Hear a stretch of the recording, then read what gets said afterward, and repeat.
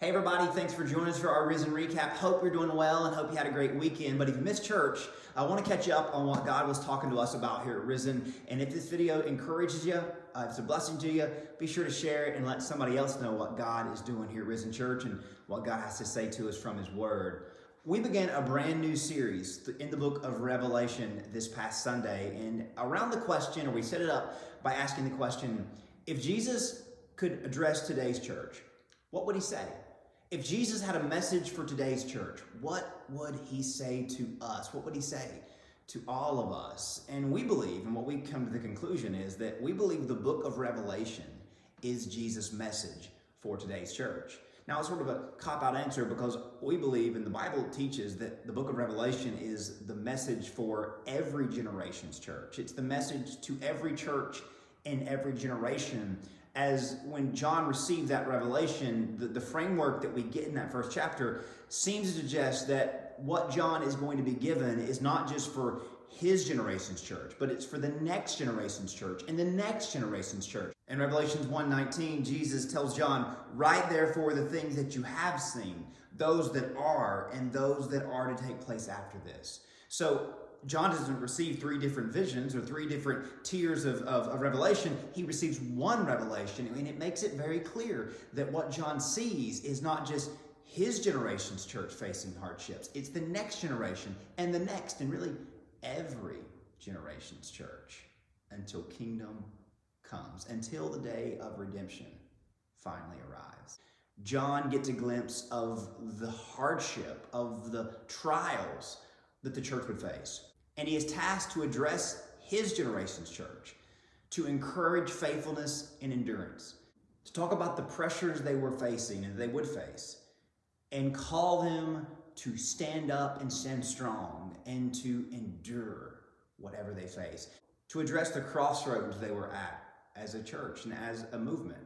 The crossroads between faith and culture, the crossroads between serving Jesus and serving this world, the crossroads between worshiping Jesus alone as God or turning to the idols of culture and society. That is what Revelation is all about. And John is a really interesting figure, and it's really important that we understand why God chose John to receive this revelation. In fact, John was the last living apostle at this point in history, around 95 or so AD. The Emperor Domitian had been hunting down Christians, trying to persecute the church, trying to stop the church, got wind that there was one last disciple of Jesus that was still alive and thought, if I could kill him, I maybe can kill the whole movement. Of course, his attempts to kill John didn't work, so he exiled him. And it was on that Isle of Patmos, that prison isle, that God gave John this revelation. And when God comes to John, or when Jesus comes to John, He says, I'm the one who was and is to come. And I'm going to show you things that will soon take place. And kind of the framework of this book suggests that John is going to see things that the church had been facing, is facing, and would always face until kingdom come.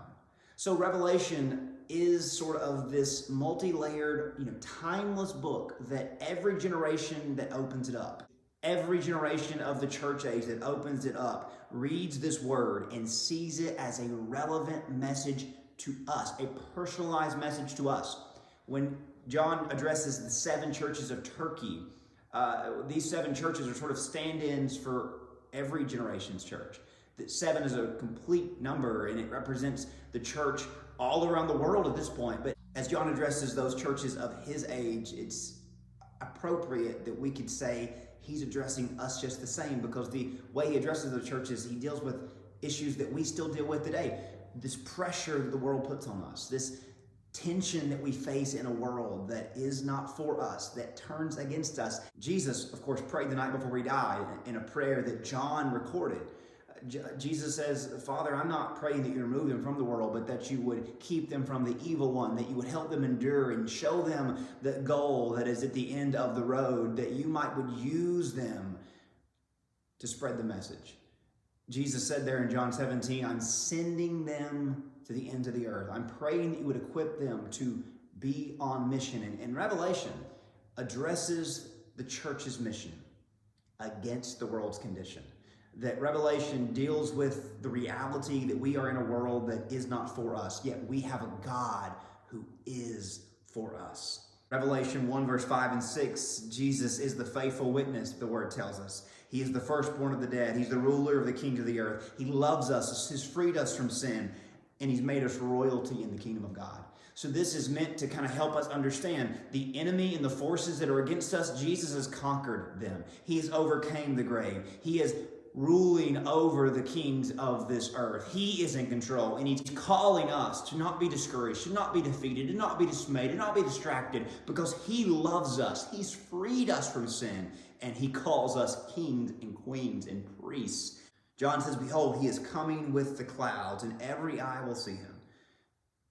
Jesus says, I'm the Alpha and the Omega, who is and was and is to come. So I think this is, again, a timeless message for the church to wrap its arms around, wrap its mind around, that every generation must live in light of his imminent return, that he could come any minute, and his kingdom is coming. We're building towards it. We're ushering it in. That is the message that Revelation gives the church. And I think if you could have one image for the book of Revelation, it's a strong tower that God has placed us in. The church is that strong tower. And Revelation is going to give us a few different windows to look out. As that circular tower, you can look out at different places and see different things. As John gets these different visions, it's like looking out those different windows. Yet remember, we're in that tower. We are in the stronghold. We are in the hand of God. And at the end of chapter 1, John says he sees the churches in the hand of Jesus. You know, the hand of God in the Bible represents two things: protection and power. So when John sees the churches in the hand of Jesus, he sees two things. And he's saying to us that there are two things that you can count on. You are in God's hand, so you're safe. The world may come against you. The world may attack you. You may lose your life serving God, but you're in God's hand. But also, being in God's hand means you are empowered by God. You are made strong. You are strengthened. You are equipped for this mission by God. You're protected and you're empowered. So what will we do with this position of honor that we've been given? What will we do with this gift that we've been given? Will we choke under pressure? Will we give in to the world's idolatry? Will we give in to the world's systems? Will we bow to the world at its altars? Or will we stay faithful? Will we remain faithful? Will we endure and be on mission for the kingdom of God? Because whether it's the previous generation's church, today's church, tomorrow's church, Revelation addresses us all. We will face a battle, yet we are in the hand of God. And if you're in the hand of God, you're protected and you're empowered, and that should inform and influence us every single minute of every single day. It should cause our passions and our pursuit to be all about the kingdom, because ultimately it is coming soon. And we should live our lives in a way that says, even so, come. You're in the hand of God. You and the church that we are a part of, we're in the hand of God. That means we're protected. That means we're empowered. So we should live like it. We should lead lives that sends that light to the world. We see the world around us opposing us, oppressing us, sometimes persecuting us, but we aren't dismayed. We aren't rattled. We are confident. We are collected. We are focused on the mission that God has sent us on. Because who can be against us if God is for us? I hope this has encouraged you today. I hope that we'll allow the book of Revelation to teach us over the next several weeks. Hope you'll be a part of our church as we study that book. God bless you. Hope you have a great week. Hope to see you on Wednesday.